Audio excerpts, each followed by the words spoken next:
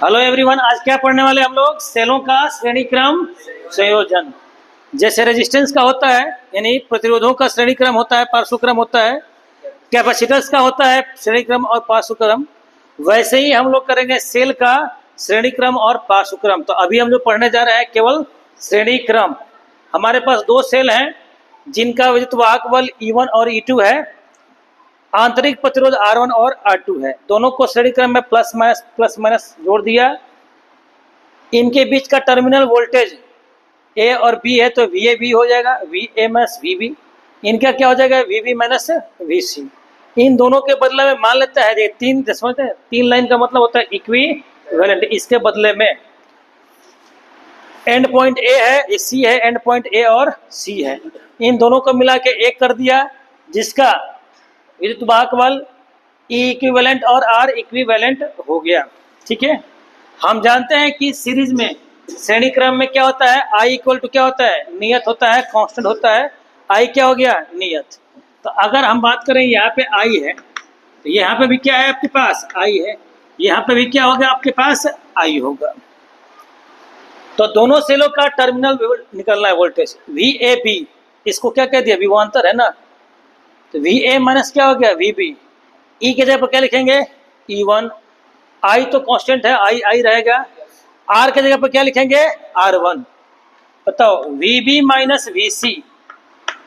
B से C की बात करो। ठीक है, ये करंट आपका I है, यहाँ पे लिखता हूँ। तो क्या हो जाएगा? E2 minus I R2। I में 1 2 क्यों नहीं लगाया मैंने? क्योंकि I सबके लिए क्या है? सेम। इन दोनों को जरा ऐड कर दो। इन्हें जोड़ने पर क्या मिलेगा आपको? जोड़िए इनको। देखिए A माइनस B, ये प्लस में और ये क्या है? माइनस, और ये प्लस कैंसिल। क्या बना? VA minus VC equal to E1 plus E2। एक साथ हो गए। माइनस, देखिए minus I R1 minus I R2, minus I common कर लूँ, R1 प्लस क्या हो जाएगा? R2। इक्वेशन नंबर क्या हो गया? 1। समतुल्य, समतुल्य को इंग्लिश में कहते हैं इक्विवेलेंट। समतुल्य इक्विवेलेंट सेल के लिए बताओ, ये हुआ इक्विवेलेंट। VA टर्मिनल वोल्टेज, देखो यहाँ से A और C की बात कर रहा हूँ, तो क्या मिलेगा? Terminal voltage. क्या? टर्मिनल विभवांतर या वोल्टेज, जो भी लिखो, विभवांतर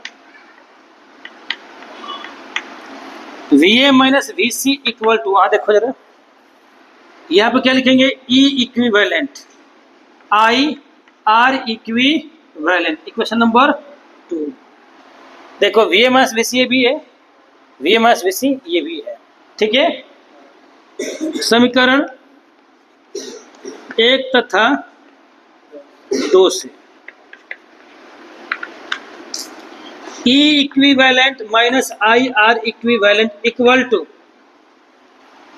E1 plus E2 minus I R1 plus R2। इन्हें तुलना करने पर, ऑन कंपेयरिंग दिस, तुलना करने पर, तुलना करना है। अब जरा ध्यान से देखिए, लेफ्ट में E इक्विवेलेंट है, राइट में क्या है? E1 प्लस E2 है। यह माइनस है, यह माइनस है, यहाँ I है, यहाँ I है। तो बताओ, इसके बदले में क्या है? ये है, और इसके बदले में क्या है? ये। तो क्या मिल रहा है आपको? E इक्विवेलेंट कितना मिला आपको? E1 plus E2। R equivalent कितना मिला? R1 plus I। नहीं बेटा, कंपेयर कर रहे हैं, I तो है, I रहने दीजिए। मास कौन किसके बदले में है? कौन क्या है? इसके बदले में ये है, इसके बदले में ये है। I तो है, रहने दीजिए, कोफिशिएंट को रहने दीजिए। केवल कंपेयर करना है कि कौन किसके बराबर हो सकता है, होगा। यदि n सेल, कितने सेल? n सेल श्रेणी क्रम में क्या हो? संयोजित हो, तो बताओ। तो अब इस केस में E की कितना होगा? इक्विवेलेंट E1 प्लस E2 कितना तक ऐड करोगे, जहां तक है वहां तक ऐड कर दोगे। R इक्विवेलेंट क्या हो गया, R1 प्लस R2 प्लस कितना Rn। ठीक है, जितने भी हो ध्यान रहे, मैं आपको दिखाता हूं कि एक चीज सीखना है। देखो एक चीज समझ लो,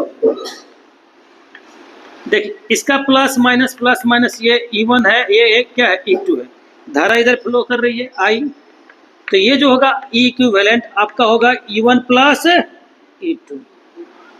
ठीक है, अगर बात बताता हूं मैं, ये प्लस है माइनस है और ये क्या है प्लस है और ये माइनस है। अगर दोनों सेल का विभवांतर समान क्या है E1 E2 समान है तो करंट फ्लो नहीं होगा, लेकिन अलग अलग है, ऐसे E1 दिया है E2 और मान ले धारा इधर प्रवाहित हो रही है, किधर की तरफ, इधर की तरफ। इसका मतलब क्या है, ये ज्यादा है और ये क्या है कम है, तो E इक्विवेलेंट जो होगा E2 माइनस E1 होगा। अगर ऐसा केस आए, सेम एक माइनस है प्लस है, ठीक है प्लस है फिर क्या है माइनस है, कोई दिक्कत नहीं, ये है E1 ये क्या है E2 और धारा इधर प्रवाहित हो रही है, तो इस केस में क्या होगा E1 माइनस क्या हो जाएगा E2, इस बात का ध्यान रहेगा। ठीक है, अगर प्लस माइनस करके सीरीज जा रहा है तो क्या करना है, हमको क्या करना है, ऐड करना है। Clear, do it.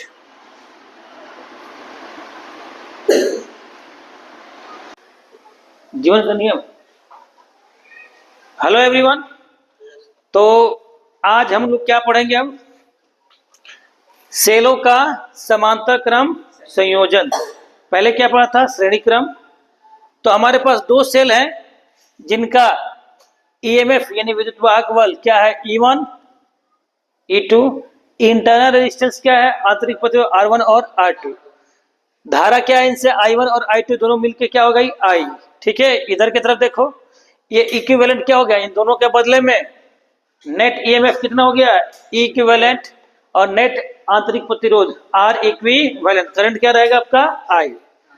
हम जानते हैं कि पैरेलल में क्या होता है, V कांस्टेंट रहता है। क्या कांस्टेंट रहता है, V कांस्टेंट रहता है। ठीक है, V इक्वल टू कांस्टेंट, तो इनसे प्रवाहित धारा निकालनी है। V इक्वल टू क्या होता है E माइनस IR, इसको इधर लाओ E minus V, I equal to क्या हो जाएगा जी E minus V by R।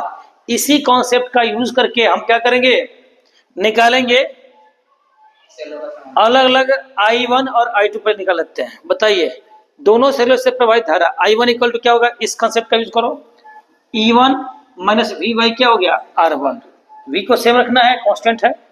I2 equal to E2 minus V by R2, दोनों मिलकर क्या बनाते हैं जी I, तो नेट करंट क्या हो जाएगा आपका I equal to I1 plus I2।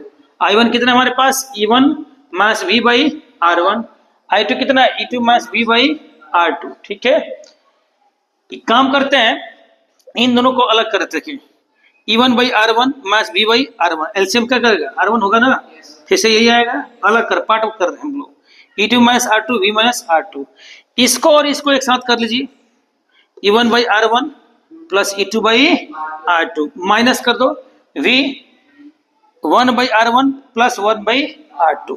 ठीक है, ये इक्वेशन नंबर हो गया आपका 1।